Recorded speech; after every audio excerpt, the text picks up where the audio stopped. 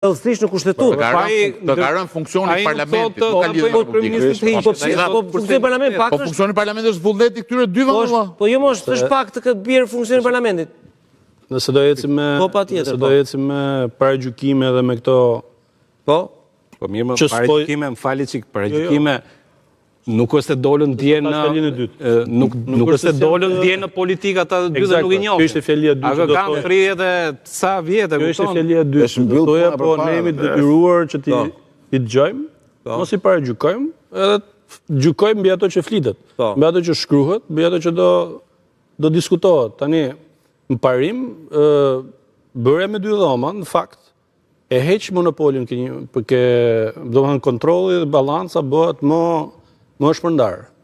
Pra në parim po flas. Nëse unë nuk e di se si do dalin nesër, si do dali produkti, po në parim nëse do i referojmë le të themi atyre që kanë traditë më të vjetër të dy dhomave siç është Italia, Franca, ato praktikisht mund të krijojnë një problem stabiliteti, por ama check and balance funksionon më mirë.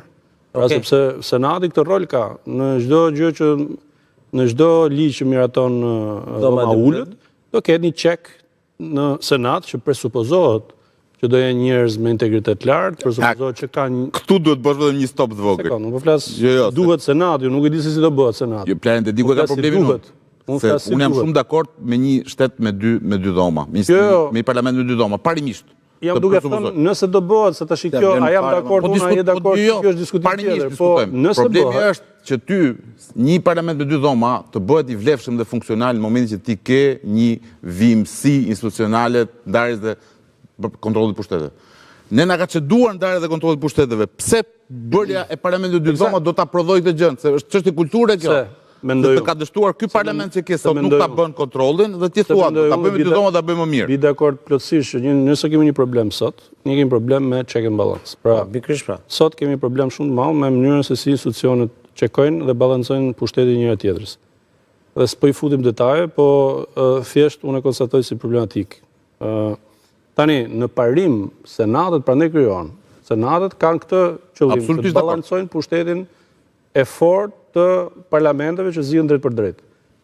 Bie roli, domethënë do psohet, se s'po them bie, po do psohet roli i presidentit të Republikës, sepse teorikisht do psohet ose me ndryshime mund të forcohet, nuk e dim të, se ka dy qasje, to që janë deklaruar publikisht. Senat të llojit italian ose senat të llojit amerikan. Unë po kufizohem me këto që janë thënë publikisht. Nëse do marrim rolin, do marrim shembullin francez. Ajo që jo bllokues, po kufizues. Sepse në fakt ashtu duhet. Çfarë modeli? Ka rol ekspozues. Si e përktheni ju modelin italian që përmend Berisha apo më tepër amerikan? Modeli italian është më bllokues, modeli francez është më ekspozues. Pra, qëllimi i senatit është se ekspozoj problematikën për mos bllokoj vjushmërinë dhe tjetë më dinamik. Franca e ka kështu? Franca e ka pak më dinamik sepse ka presidentin ekzekutiv.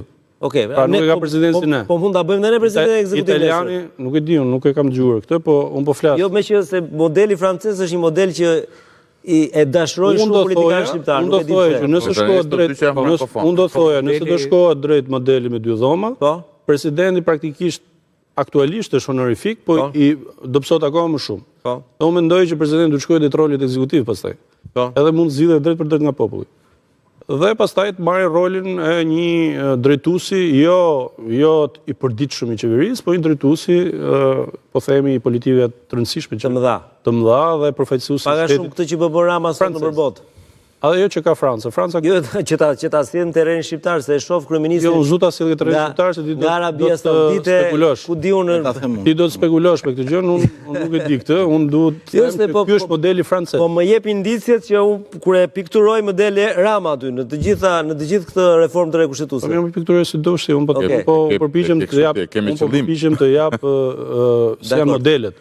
Modeli francez ka këtë, pra ka një senat dinamik, ka një senat ekspozues, balancues, presidenti ka dalë nga roli i balancuesit, është në rolin ekzekutiv, po sigurisht e përfaqësuesi i unitetit kombëtar. Italia e ka krejtësisht honorific presidentin. Senati ka rol më bllokues, pra ka pas shumë krize, madje ka histori krizesh midis senatit dhe dhomës ulët. Tani, kjo është një gjë që do e shohin fillimisht mendoj unë teknikët. unë këmgull vetë si profesionist, po dhe si politikan, mendoj që kushtetuta ka nevojë për shumë studim, sepse është çështje arkitekturore, ku ne akoma nuk kemi konsoliduar në kulturë. Ne duhet kemi i kulturë konsoliduar konstitucionale, pastaj edhe ndërhyrje duhet jenë tilla që mos dëmtojnë themelet fare të shtetit. Mirë,